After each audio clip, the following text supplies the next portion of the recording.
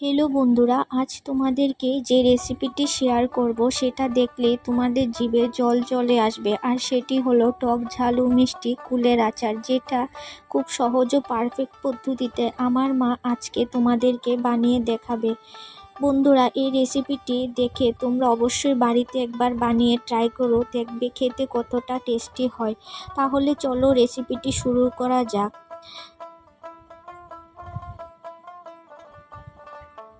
মা এখানে নিয়ে নিল শুকনো কুল বা বড়ি। মা এখানে কুলের ডাঁটিগুলো ছাড়িয়ে নিচ্ছে, কুলগুলো বেছে নিচ্ছে।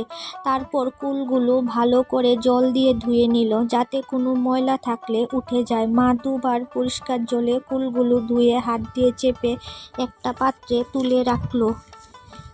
দেখো, এখানে লাগবে গোটা শুকনো লঙ্কা, গোটা গোলমরিচ ও গোটা মিষ্টি জিরে ও রেসিপির লাস্ট মুহূর্তের জন্য বিট নুন।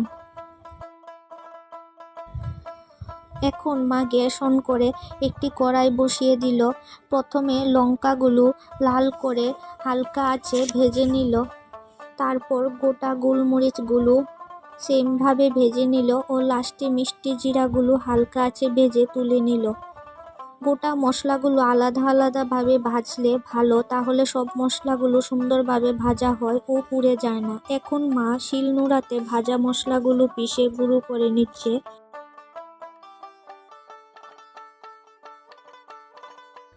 এখন কড়াইতে দিয়ে দিল জল ও জলটা ফোটার জন্য একটি ঢাকা দিয়ে দিল।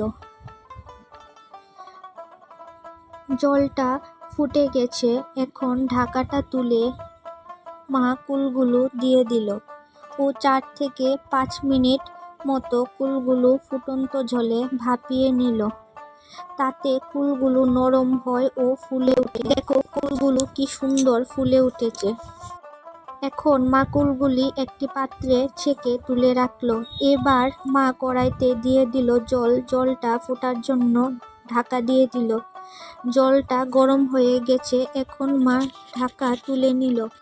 এখানে মা নিয়ে নিল কুলের পরিমাণ অনুযায়ী 5 টুকরো আখের গুড়। এখন এই গুড়গুলো ফুটন্ত জলে দিয়ে খুন্তির সাহায্যে কিছুক্ষণ নাড়তে হবে, যতক্ষণ পর্যন্ত গুড়ের শিরাটা ঘন না হচ্ছে।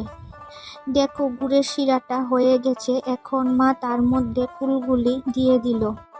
এখন গুড়ের সাথে কুলগুলো ভালোভাবে নেড়ে দিয়ে দিল স্বাদ অনুযায়ী নুন। নুনটা মিশিয়ে দিয়ে তারপর দিয়ে দিল ভাজা মশলা। এবার ভাজা মশলাটাকে ভালো করে মিশিয়ে নিতে হবে। দেখো, আচারটা দেখতে কতটা লোভনীয় হয়েছে। এখন শেষ পর্যায়ে এসে দিতে হবে বিট নুনের গুঁড়ো।